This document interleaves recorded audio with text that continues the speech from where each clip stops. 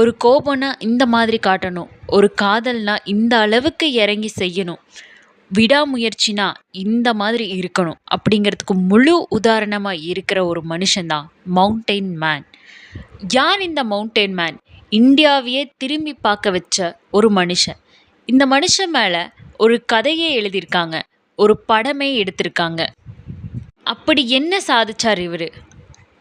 இது எல்லாத்தையும் தான் பார்க்க போறோம். Welcome to our channel. This is Diya. பீகாருக்கு சேர்ந்த ஒரு சின்ன கிராமத்தில் இருக்கிற தஷ்ரத் மாஜி இவர் தாங்க. இவர் காதலிச்சு கல்யாணம் பண்ண இவரோட ஒய்ஃப் 9 மாதம் நிறமாச கர்ப்பிணியாக இருக்காங்க. இவங்க இவருக்கு சாப்பாடு கொண்டுட்டு பக்கத்து ஊரில் இவர் வேலை செய்கிற இடத்துக்கு வர்றாங்க. அப்படி வர வழியில் ஒரு பெரிய மலையை தாண்டி தான் வரணும்.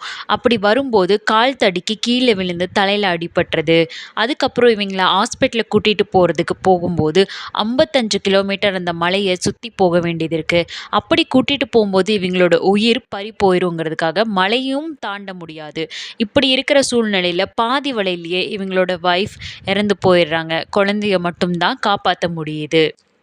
தான் மனைவி இறந்து போன சோகத்திலையும் கோபத்திலையும் அந்த மலைக்கு முன்னாடி இந்த மலைனால தான் என் மனைவியோட உயிர் பறி போச்சு அப்படிங்கிற கோபத்தில் மலையை உடைக்க ஆரம்பிக்கிறாரு. அவர் உடைக்க ஆரம்பித்து ஒரு நாள் இல்லைங்க, 2 நாள் இல்லை, குறைஞ்சபட்சம் 22 வருஷம் அவர் அந்த மலையை உடைச்சி ஒரு பாதையை உருவாக்குறாரு. மக்கள் எல்லாம் ஆரம்பத்தில் அவங்கள கேலியும் கிண்டலும் பண்ணாலும் போக போக அவர் செய்யறதை புரிஞ்சுக்கிட்டு அவருக்காக சாப்பாடு தண்ணின்னு கொடுத்து உதவி பண்ணுறாங்க. கடைசியாக 22 வருஷத்துக்கு அப்புறம் அவர் அந்த மலையை பாதையாக உருவாக்குறாரு. 55 கிலோமீட்டர் போகிற ஊரை சுற்றி போகிற அந்த வழியை அவர் 15 கிலோமீட்டராக குறைச்சி கொடுத்தாரு. இதனால கவர்மெண்ட் அவருக்கு மவுண்டைன் மேனுங்கிற ஒரு அவார்டையும் கொண்டு வந்து கொடுத்துருக்காரு. அவர் மனைவி மேலே அவர் வச்சிருக்கிற காதல், அந்த மலை மேலே அவருக்கு வந்த கோபமும் விடாமுயற்சியும் தான் அந்த ஊருக்கு 55 கிலோமீட்டர்லேருந்து 15 கிலோமீட்டராக மாறி மற்ற மக்களுக்கும் பயனுள்ளதாக ஆயிருக்கு. இது தாங்க நான் முன்னாடியே சொன்னேன். இப்படிப்பட்ட ஆட்கள் இருக்கிறதுனால தாங்க இன்னமும் காதல் மேலே ஒரு மரியாதை அதிகமாயிட்டே வருது.